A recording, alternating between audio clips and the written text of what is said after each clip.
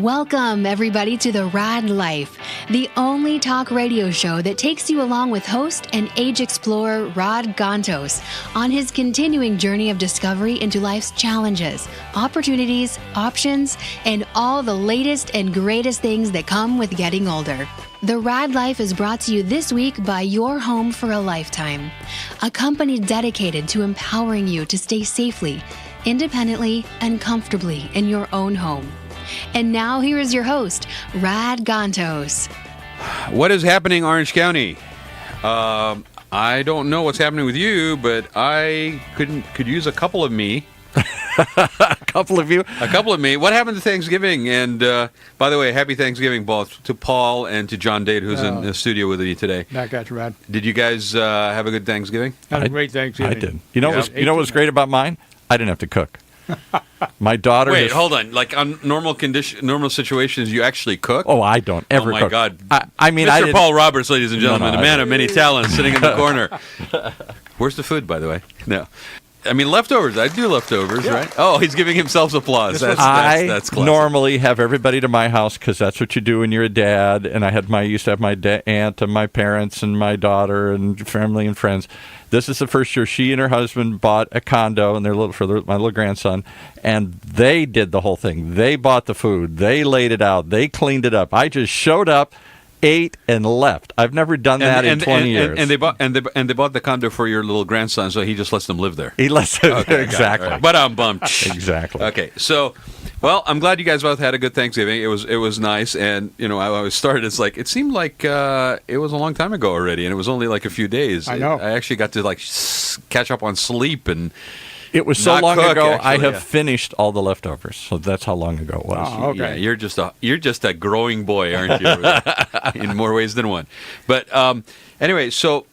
Why I'm saying that I could use a bunch of me? I have no idea. Because before the show started, we were talking about how, Is Your Networking a book by John Dade? Is that what we're talking about? Is Your Networking working? Absolutely. Because everybody says they're networking. Everybody goes to all these networking meetings. In fact, this time of year, you could probably triple and quadruple book yourself in one day. Really easy, right? Between Christmas parties and all that stuff, right? The invites are starting to come in. Exactly. So it really is very easy. So I'm going to get into the background for John. John and I have known each other for a number of years. We watch each other from the other side everybody. of the proverbial room. He's the network king. He knows everybody. Right? No. This is the master networker right here, sitting across the table from me. Thank you. Okay, and he figured out a way to do it like that was very smooth, I would say. Like it's not a drag at all. It's actually really a smooth. And I tested him before because we have hundreds of people that come through here every month with all the shows we do on Talk Radio. I threw out as many weird names. You were trying to name drop with John Dade. What is wrong with you? He knew them all. He was like, he did. I know this guy. He probably told you something about people you thought you knew that you didn't know. He did, and then a couple of them I was reaching. I said, "Well, this guy, he's so and so." Oh, you mean that guy? Oh, you mean that guy? Yeah. Here's the funny thing. Okay, here's the funny thing about Orange County. Orange County, and John's reach is beyond Orange County, but we all aspire to be John.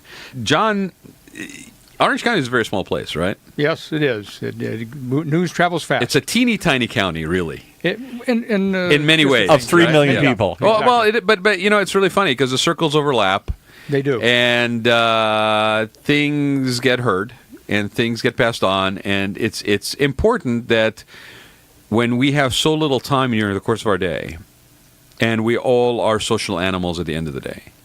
And if you're an entrepreneur or if you're a business person, there's a certain amount of networking that's just instinctively you're doing all the time. Yes. I mean, you don't even turn it off. It's like 24/7. You're networking 24/7. At least you should be. Right. Yes. And some people are natural about it. Some people, it's more of a thing they get to learn as a skill. Right. Depends really, I think, in part about your own background and how you were raised and the environment you were in. If you are one of many children, I think it has an impact. If you went to a school that had a lot of diversity, it's almost like training ground. It is. Right? Yeah. Yes, you have to. I mean, right. Your background and I wasn't always a networker. Yeah. I was more of an introvert, so it was a learned skill. And my father is an engineer. I remember reading a book one time about the the art of small talk or something like that this lady engineer had put together, and it was actually a very, very interesting thing to read, because I don't know that I'm an introvert per se. I like my quiet time, but I would say I'm more of an extrovert than an introvert. But my father is very much a classic engineer, and I was listening to this lady who I think worked for an like an aircraft manufacturing company.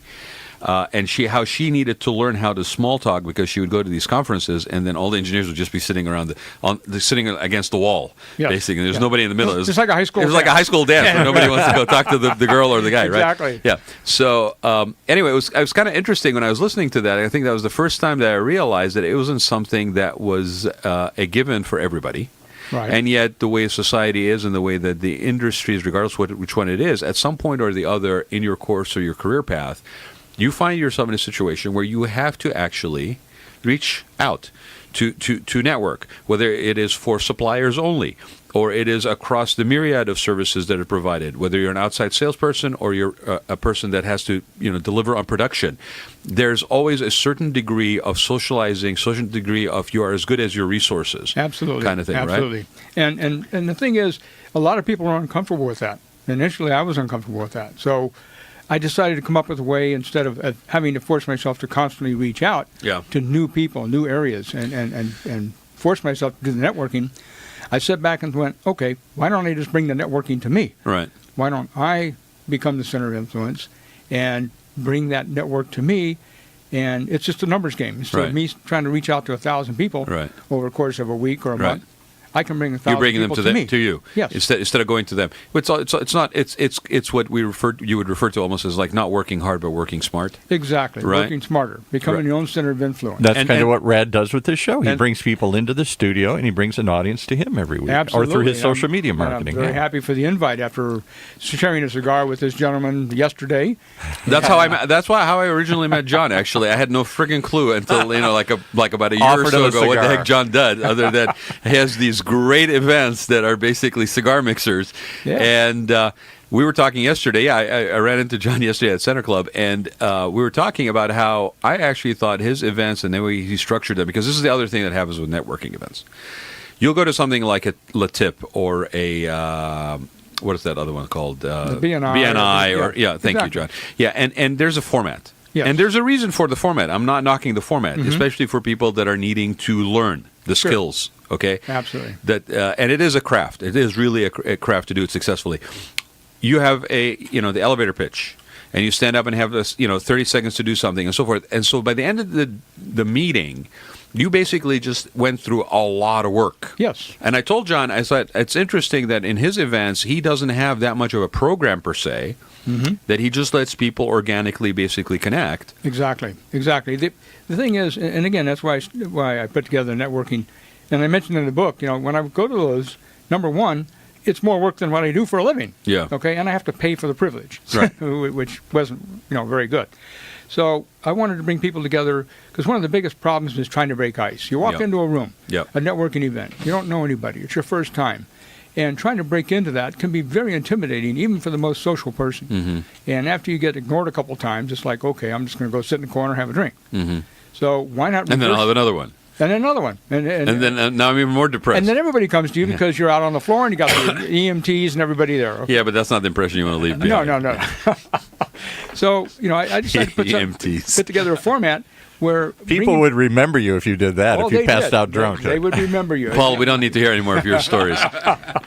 There was a time, Paul Roberts on the floor. No, not that way. Okay. Well, that's a vision. Is it? I can't get that out of my head either.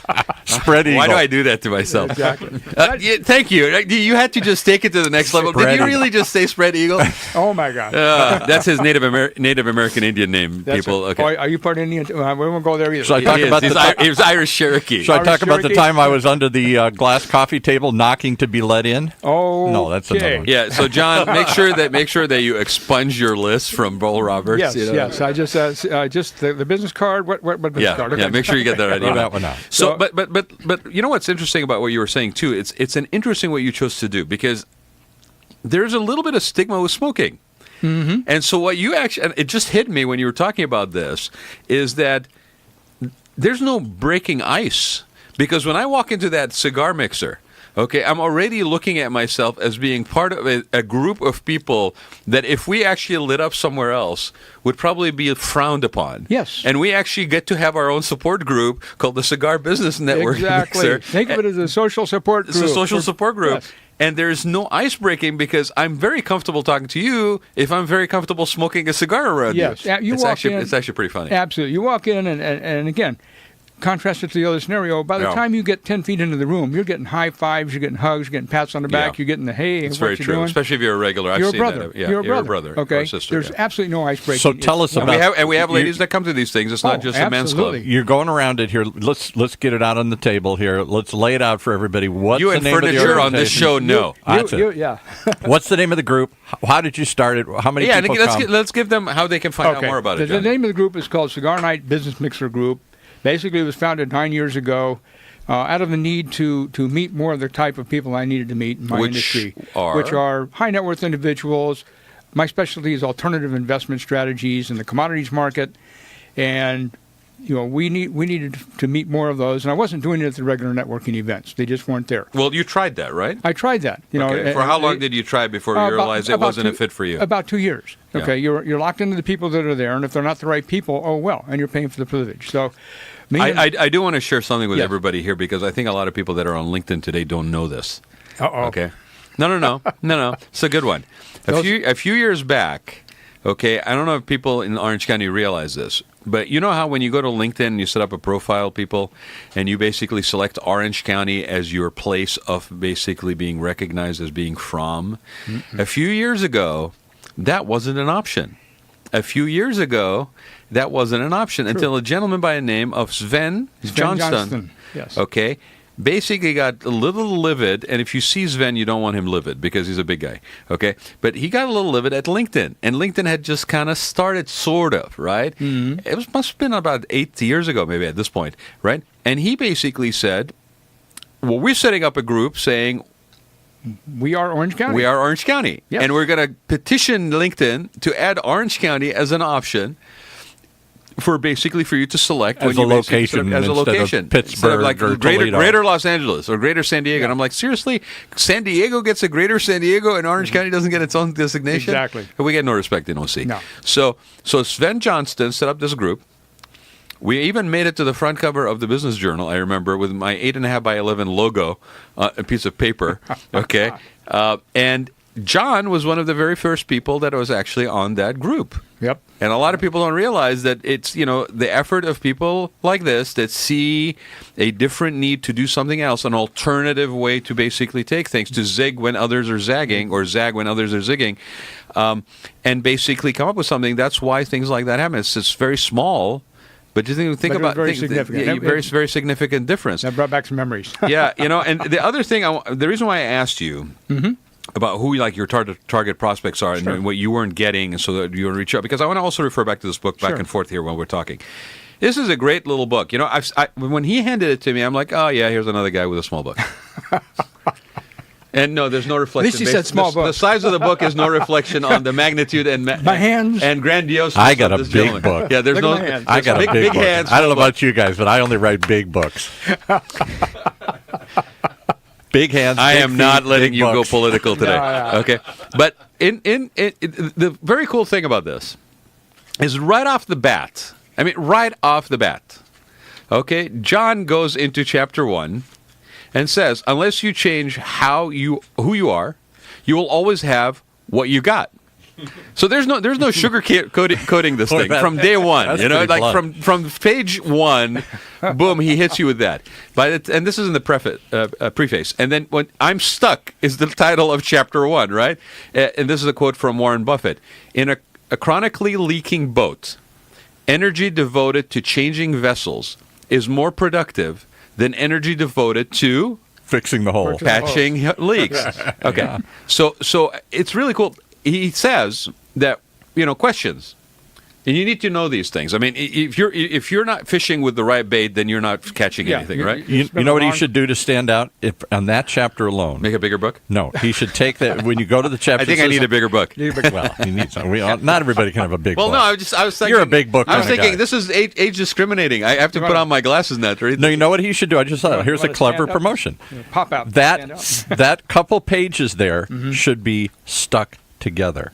So when you come to the thing that says I'm stuck, it literally is a couple of pages stuck together, and you're frustrated because you think there's something in there. Of course there is, and you're trying to rip it open. That's like painting the complaint box on the wall and having try to have people put the complaint. Yeah, exactly. Goes into the shredder. It goes into the shredder. Everybody would get a. Oh, you're high tech. No, mine is just painted on a brick wall. Okay.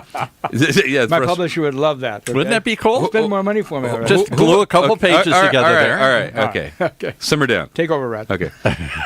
Who was? I got a million of these. Who was our target prospect? What do they do? What are their hobbies, which I thought was an interesting way to take it? Where do they spend their downtime? Not their busy time, but their downtime. Yeah. I thought those last two especially were interesting. And then the answers that that John puts in the book is age 35 to 65, $500,000 to $5 million net worth, professionals, executive business owners. And what are their hobbies? Cars, boats, golf, fine dining, spirits, cigars. And then where do they spend their own downtime? Private clubs, golf resorts, and traveling. Then he goes and says, since I don't play golf, that was out. So I decided to meet them at the 19th hole. Yeah. That discussion and list led to formation of a unique and smokin type of business networking format. The Cigar Night Business Mixer Group was born. John, two things. Yes. How do they find out about the cigar mixer, and where do they get the book? Because don't you can't judge things by their size. Ladies and gentlemen, when you look at the Mao Zedong, the most influential communist leader of the largest country this is Orange County, dude. Keep your red out of the air. It was a little red book he wrote. It wasn't a big red book. It was a little red book. Paul, unless you change how you are, you will always have what you got. I'm an old hippie, so I know communist propaganda here. Right? Okay. Just move right along. Okay, the aha moment was not that one. Okay, the aha moment is, I'm serious. Okay, I do a lot of reading. This is really kind of handy. It's fun. It was lighthearted, but it had a lot of good nuggets in it, and I hadn't gone past. You know why it's handy? Because it fits in your hand. That's makes it handy. Okay. Handy. All right, Paul Roberts, no more turkey for you. Even small hand. You are the turkey in the room. Okay, so John. Okay, so here you are. If you don't know who the idiot in the room is, it's probably you. Gobble gobble, Paul. We're all in good company. Right, we are. He's just feisty after all that food. Okay, you need to go on a less of a red meat diet, I think, and no potatoes for you Irishmen. Okay, that's right. So all right, so you found a way that wasn't working. You found a way that wasn't working. We've all found a way that isn't working. You zig. I found lots of ways that aren't working. This is not the therapy session. Okay, for Paul Roberts. But I've never heard anybody say that. You found a way. You found a way that wasn't working. Okay, he found a way that wasn't working because he was open to trying different things, which is a big part of what you get to do. You know, there was something about the guy who owns Amazon. Mm-hmm. That guy. Okay, Bezos was asked, what is the number one characteristics that you actually look for in people when you hire them? Mm-hmm. And you would think that he would talk about a guy who basically zigs when other people zag. Okay, he said that it wasn't about how many successes they've had. He actually looks for people who have had a lot of failures and how they dealt with it, and still kept going. Yeah. And that, to him, is a measure of somebody that he wants to bring into the company. Absolutely, I agree. It's if you learn from your failures, you'll always move on.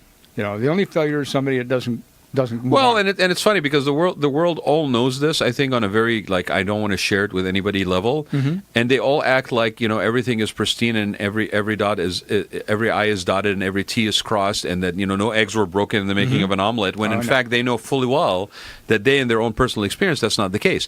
Absolutely. And yet we don't encourage people to actually make mistakes. No, we don't. We make them. We chastise them for making those mistakes, and then we belittle them, and then we cover them up, and then we cover them up. Yeah. We put them under a coffee table, and they knock on the door to get in.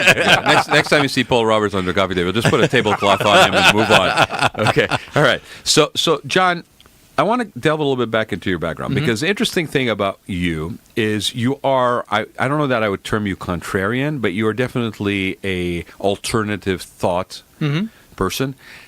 He's in the alternatives industry, right. The investment industry.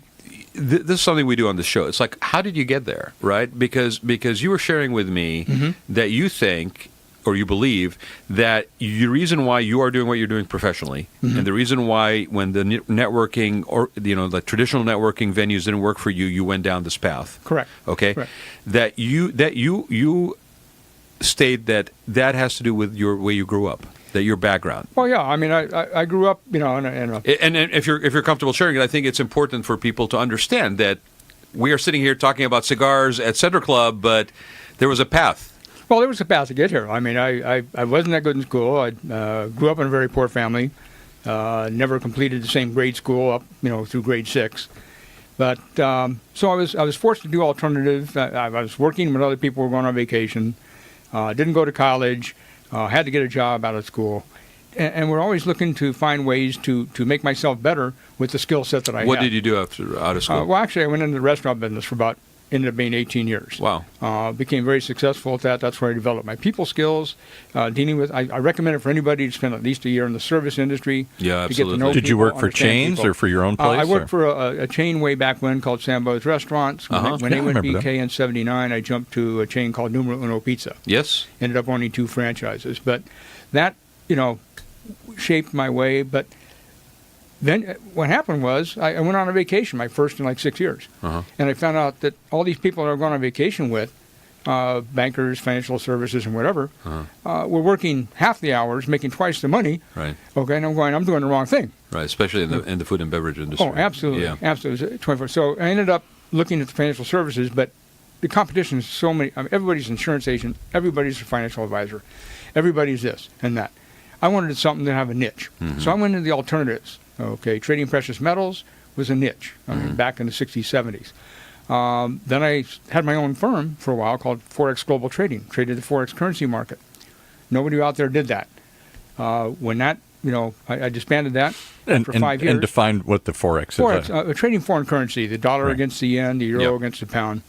And in 2008, when everything hit the fan, my company was too small to merge with a bigger company. I disbanded it, moved over to a company called High Ridge Futures. In the alternative side, got my license to trade commodities market. Oil, gas, gold, precious metal, these types of things. Soybeans, pork bellies, hog butts. Right. No comment. Okay. No, you could almost argue though that that's the old school. I mean, this is the serious, trenches, old school side of the market. It is. It was actually been around longer, than the equities market. Absolutely. And what have you. It's a very liquid market. It's a global market. Yeah. And I love it because basically it's a net at the end of the day. You either made money, lost money. There is no net asset value or all these other terms. Right. It is what it is. Now, futures, there's a lot of risk in futures if you do it yourself. And when people tell me, oh, it's risky, I said, well, risky is getting in a NASCAR and driving down a 5 freeway at 300 miles an hour and you've never done it before. Yeah. We had somebody on from I think it's the Options Council or something like that. The Options Council. And they were on one of our shows. We have a show that talks about alternative investments. And they said, yes, there's a risk in any of these things. Yes. But the risk in today's world where things go up and down, fluctuate so wildly here, we're in such a choppy market. Yes. The option is a way to de-risk, to deleverage, to take away some of that risk. It's called hedging. diversifier. Yeah, you're hedging. It's called not correlated to traditional markets. Exactly. And it's been shown for 50 years. Yeah. And I never thought of it because you do think of options as a risky strategy. Yes. You can win or lose a lot of money. You're betting on some But in a future. professional's hands, and the strategy, Exactly. it can be very effective. The risk is to buy and hold and to watch it crash like it did in 2008, then take 10 years to come back up. Yes. Yeah. Well, and I that's think, a whole different story, and I can't get into that because I'm licensed, and I have to give you a disclosure that you can't lose money in any investment strategy, and thank you very much, Brad. Take it away. Well, but I was just going to say that it's like everything else. It's what kind of appetite do you have? And where you're at, what other variables are happening in your life that will basically, figure out the comfortable risk risk factor profile. that you basically Exactly. risk And profile. it's not for your entire portfolio. It's a diversifier for part of it with a proven But again, track the only record. point I was making is that the risk today isn't the risk is just doing nothing because the market is so But unpredictable. you know what's funny? You know what's to funny? not try and hedge against downturns. You know what's funny about this particular part of the conversation is I was about to say, and this actually proves it. You guys are coming at this thing from a slightly different point of view because of your own comfort. And what I was going to ask John is you shifted from one thing to the other. Mm-hmm. You took on not a less risky per se or less risk. You took on equal or more risk. Yes. You went into a field that was new. Yes. And this is a question that I ask a lot of people that don't have a traditional or conventional path. Mm-hmm. Okay. Do you believe that because you took that first step into an alternative reality, because you work when others are having vacation, because you said yes to this versus that, which was the more common answer, that you basically strengthened or worked out a muscle that then later on, as you took on more risk, it didn't seem as challenging. It didn't seem as daunting. That when you let go of that edge of the pool the first time, the second time it wasn't letting go of the edge of the pool. It was something you were familiar with. Oh, absolutely, absolutely. And basically, this is not something that you wake up one day and say, "Okay, I'm just going to go contrarian on everything." You actually have to build up that strength and muscle. Absolutely not. You have to exercise that. You have to exercise the risk. You have to get over the fear, fear of failure. And move forward. Which is huge. Yeah, and move forward and realize that, hey, the world didn't end just because I failed. Right. Okay? Right. I get up the next morning, the sun's up, I got to try again. Right. So. Right. Yeah. No. I'll tell you, it's a very fascinating topic for me because I look around and a lot of times we, for good reason, because it has a high success rate. I wouldn't say a higher success rate, but we put people through traditional molds and traditional paths to get from point A to point B, maybe. Right, and then and then who we elevate to a level of almost honest are the people that don't basically follow that path. Exactly. The people that do it in their own way. Exactly. Well, I mean, I can't give you the exact quote, but I did put it in the book, and basically it says that there's the people that conform to the world and try to make it better, and to paraphrase it, and people that don't conform to the world and try to make it better. And I'll take the people that don't conform to the world and make it better every time. And why do you do that? Because they make the changes. They make the changes. Apple made the changes. Edison made the changes. Ford made the changes. Tesla. Okay. Yeah. Tesla made the changes. Okay. They didn't conform to the normal world. They said, OC Talk Radio made the change here. We're just trying to throw that in there. I'm just trying to move on. Right. So how do I know if my networking net is working? Well, basically, I'm spending a lot of time networking. How do I know? What should I use as a benchmark for evaluating whether I'm effective in it or not? That is a powerful question because so many people come in and wonder why I'm networking, why I'm doing social media. Like everything which is else, after a while, you're going to burn out. Exactly. Right. Well, you burn out if it's work. Yeah. See, if it's fun, I've been doing this 9 years. Yeah. I'm not close to burning out because it's so much fun. I look forward to it every month. And you have a chapter in LA and you have a chapter in San Diego, don't you? That's correct. Oh. Yeah, that's correct. And basically, you'll know the results. It's benefited me and my business, financially, socially, personally, greatly, since I started it. But you'll know the results. Number one, you walk into a room. You were at the Center Club with me yesterday. Yeah. Okay, I was having lunch with my CPA. Yeah. Sandeep. Hey, Sandeep. Yeah, hi, Sandeep. There you go. Good to meet you yesterday. Yeah. We were there for a couple hours having a cigar. Uh-huh. And he remarked at the end of it, it's like, we had 12 people come by here, and all of them stopped and said, hi, how you doing? When's the next event? Yep. So you know it's working, okay? People call you. There's not a week goes by I don't get a phone call or an email saying, I just met somebody. I told them about your group. I'm inviting them, okay? Secondly, it's not necessarily who they know or who you know, but who they might know. They might not become a potential client, but somebody they know. Hey, I know this guy. I have a relationship with him. I've known him for years. We've shared scotch and cigars. I trust him. He's got a good product. Talk to him. It will start coming back to you. That's when you know, okay? And the key is follow-up. And a classic case, I mean, John just had an event at Red O Restaurant in Newport Beach. Was it a couple of weeks ago? Yeah. Maybe last week? 14th. 14th. And out of the blue, I mean, I was talking to some people that I knew there and meeting some other people, and exactly what John is describing. And then he walks over with an architect.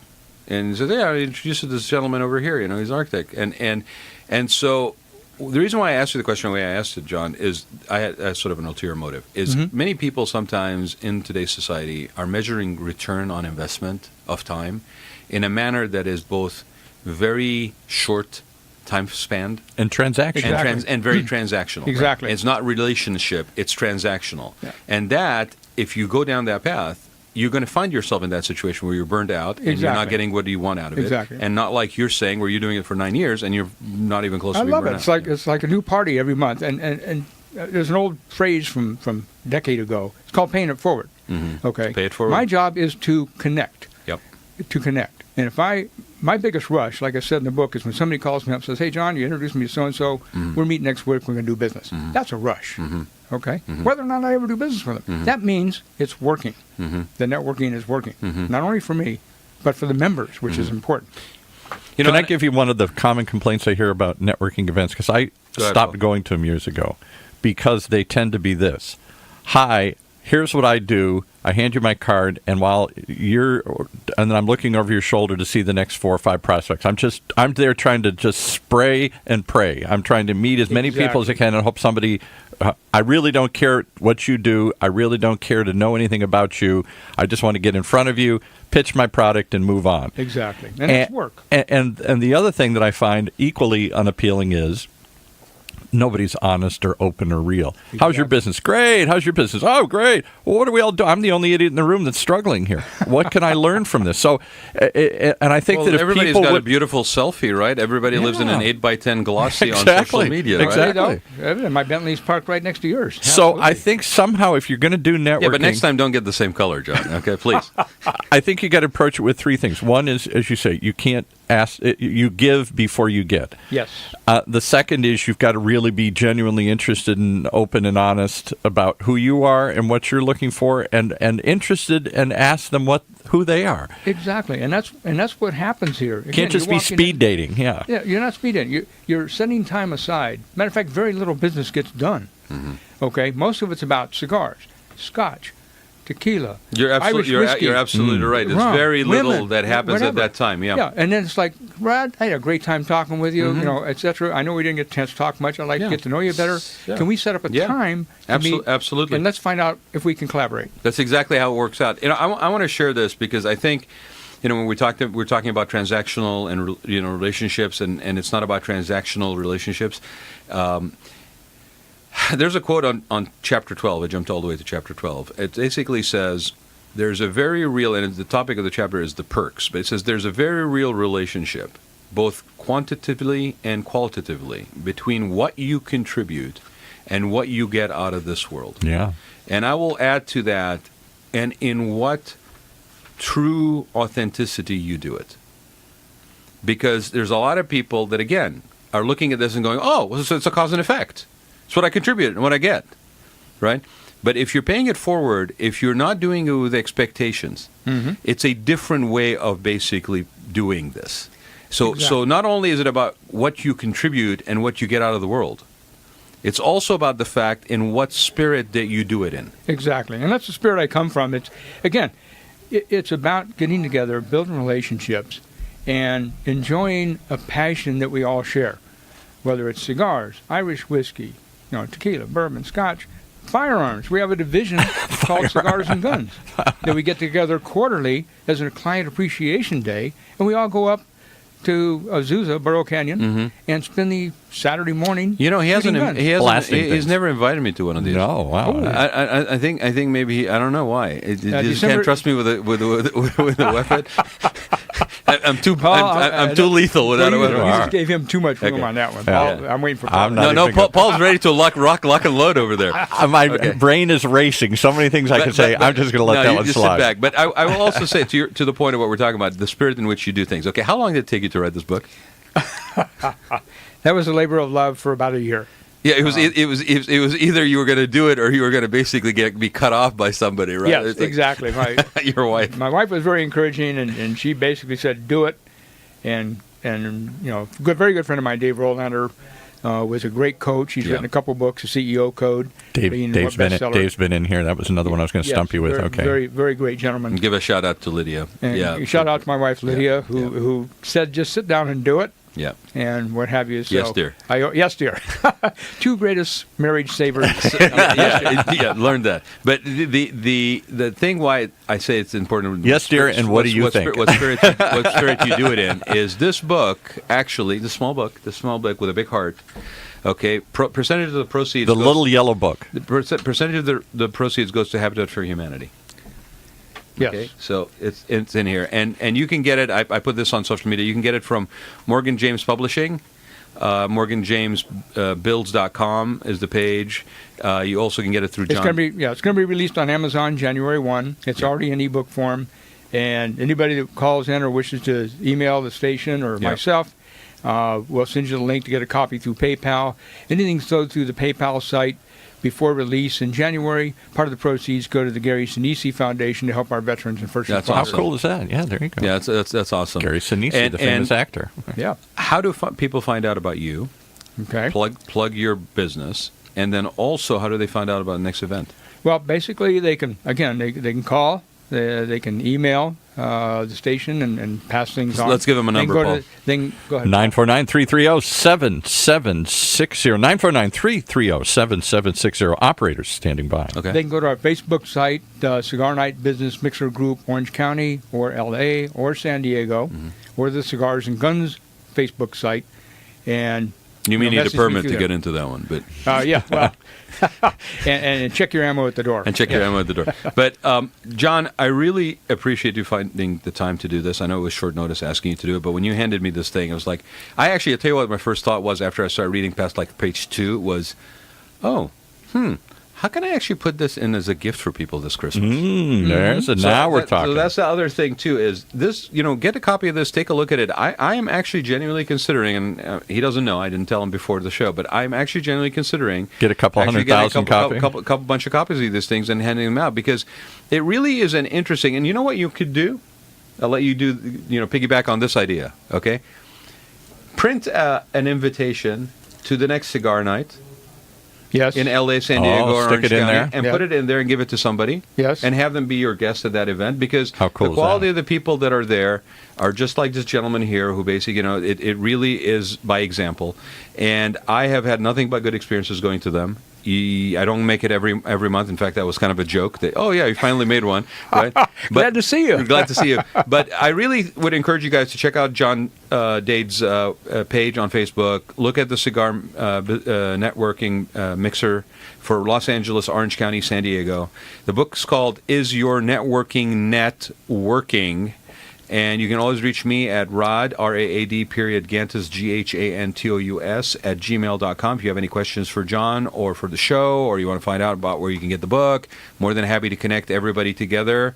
We're very social animals, and where we spend our very precious time that we have free is important. And so I encourage you to check out the cigar mixers, because I've had nothing but good outcomes from those. Well, thank you, Rod. I appreciate it, buddy. John, always a pleasure to have you. Always a pleasure to have you, too. Thank you, sir, for being here. Thank you for inviting me. You have been listening to the RAAD Life radio show with your host and age explorer, Rad Gantos, brought to you on the one and only OCTalkRadio.net. Join us again next week as we continue our journey of discovery into life's challenges, opportunities, options, and all the latest and greatest things that come with getting older.